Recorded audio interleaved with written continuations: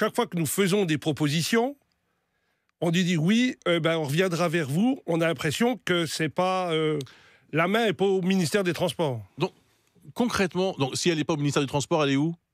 À Matignon, voire à l'Élysée. Voire à l'Élysée. Concrètement, ça se passe comment? Vous arrivez, ça dure 6 heures, vous êtes assis autour d'une table, mais il se passe quoi?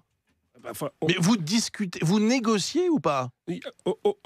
Honnêtement, aujourd'hui, il n'y a pas de négociation, parce qu'il n'y a pas de texte gouvernemental. Mais qui parle? La ministre vous dit quoi? La ministre nous explique le bien fondé de sa réforme. Ce que vous savez déjà, parce qu'elle vous l'a déjà expliqué combien de fois? X fois, on est là, alors on compte plus les réunions, mais c'est vrai que c'est problématique. Et derrière ça, on nous dit, faites-nous des propositions. Oui.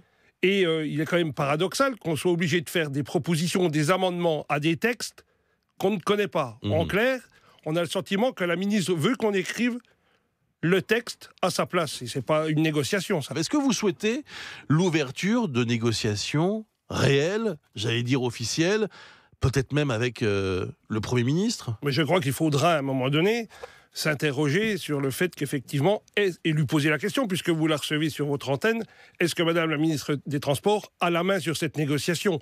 Parce qu'autrement, effectivement, il va falloir qu'on aille chercher un autre interlocuteur pour qu'on puisse véritablement négocier. Et il faut quand même réfléchir et avoir en mémoire que nous avons derrière nous des cheminots qui sont mobilisés et qu'on attire l'attention du gouvernement que plus le conflit va durer, plus les positions vont se radicaliser. Pour avoir connu 95, je peux vous garantir qu'à un moment donné, c'est complètement irrationnel. Les gens ayant trop perdu de journée de grève, ils ne veulent pas reprendre sans rien. Ouais. Un dernier mot, ça reprend samedi soir.